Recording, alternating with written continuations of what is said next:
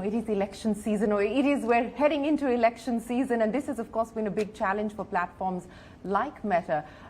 In light of the learnings of the past, is there anything that we will see you do different this time around?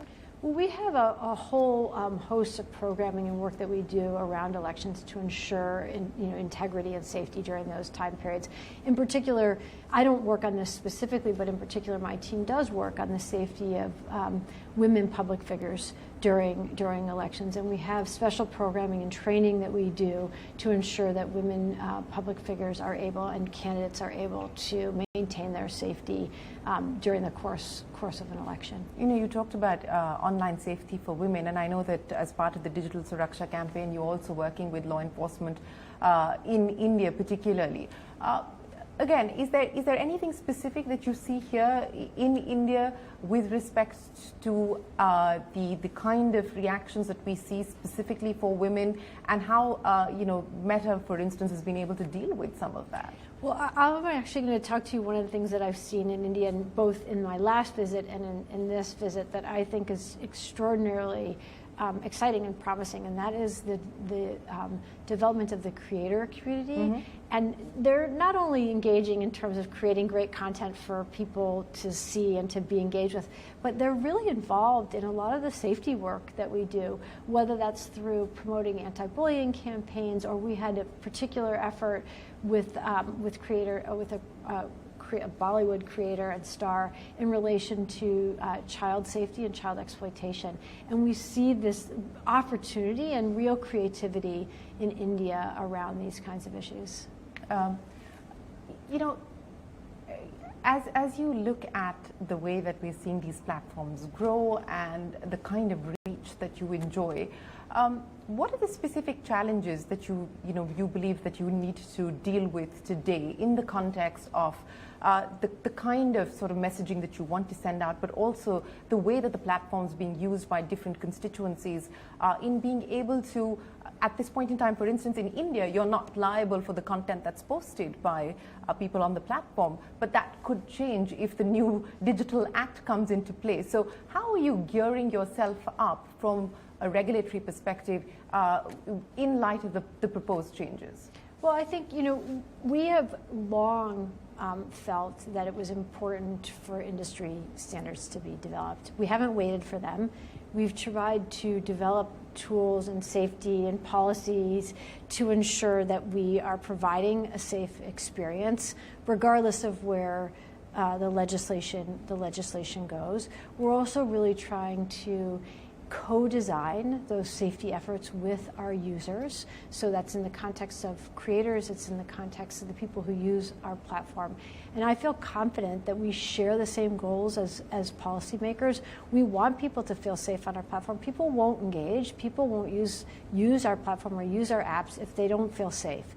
And so this is really a matter of kind of coming together now to align on the approach, and I think we'll get there. But there is also this sort of challenge between the anonymity that some people want to continue to enjoy on platforms and the need for verification and identification.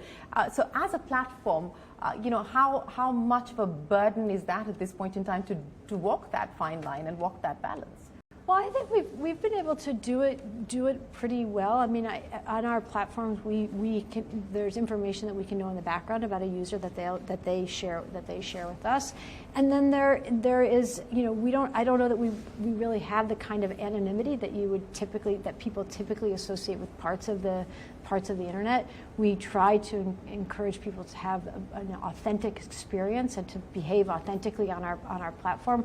We do a lot in the background to identify people who are not engaging authentically, who are either impersonating or have fake accounts, and so that's how we try to control that area and try to ensure that we have the authentic experience where you know who it is that you're engaging with. Mm-hmm. One, of course, is the issue of regulators or governments telling you to take something down, and there have been takedown requests and we've seen that number go up considerably. But preemptive action, give me an anecdote of how Meta is responding to this preemptively. responding to what you may see as misinformation, fake news, bullying, online harassment, for instance? Well, this goes back actually to when you were talking about AI. So we have policies. You're not allowed to violate our policies. They're open and stated on our platform, and they cover exactly the content that you're talking about: bullying content, hate speech, misinformation, and other types of content. And we then use AI that can identify that content before and move it before people report it to us. We have a transparency report because it's important for people to know that if we say that we're taking down this content, that they understand what we're taking down and how much of it we're taking down and how effective we are. And to give you an example, we have content, let's say bullying and harassment content, or hate speech content, or child exploitation content for that matter. We have a transparency report that shows how much content we take down in that particular area, as well as the percentage of it that we get before it's been reported to us. And across most of the areas that we report on, we're 90% of the time or more catching that content before it's reported to us. And are you seeing that in India it's different, where you are seeing a higher percentage of takedown requests coming in to you? I don't know the number of takedown requests in comparison to other countries. I apologize for not knowing that. But we also, on the context of takedown requests, is slightly different than what I was talking about. We have transparency around that as well, so that people are made aware of the takedown requests that we're getting, so that they understand what is the government asking us to take down, and what are we doing in response to that. India is not just your largest user market, it's also an important strategic market for you from, as you pointed out, an incubation perspective, where you're incubating ideas and also testing some of your new solutions. So what's on the anvil at this point in time?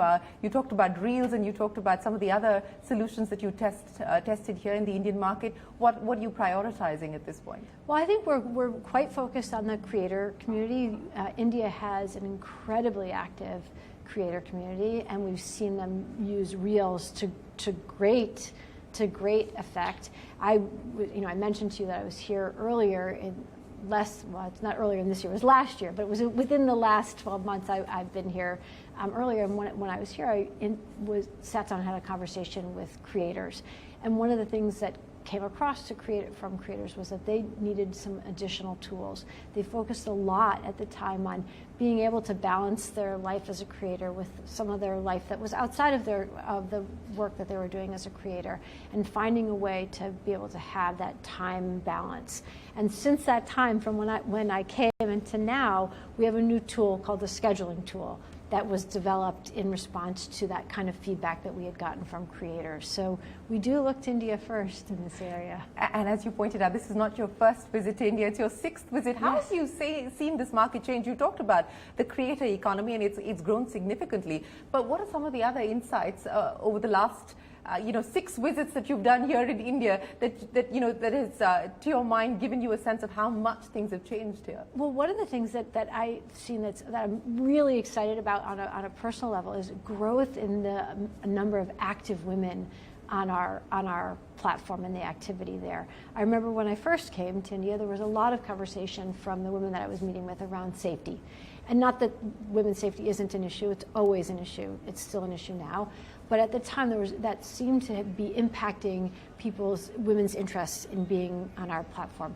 That seems to have really changed. Mm-hmm. And I met with the minister earlier today, and I had heard her say last night on the news, 400 million women are active, fiscally active contributing members of India's economy.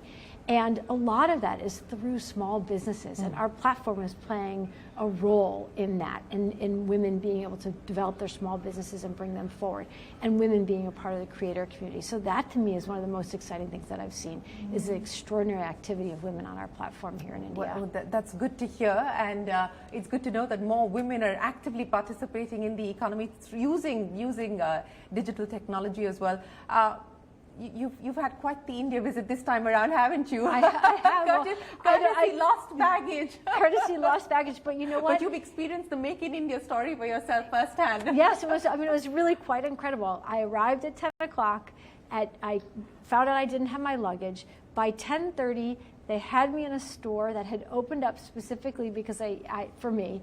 They took all my measurements, and by 7 a.m. this morning, I had a suit. I mean, only in India. Only in India. It's a nation of problem solving. Well, problem solving and making in India experience firsthand. Antigone, thanks so much for joining us here on CNBC-TV18. We wish you the very best for the rest of your trip, and we hope you get your bags back as well. Me But too. good to speak to you, and thanks very much for joining us. Thank you for having me. That's it then on this edition of the Global Dialogue. We'll see you again next week. Till then, from all of us here, goodbye, and many thanks for watching.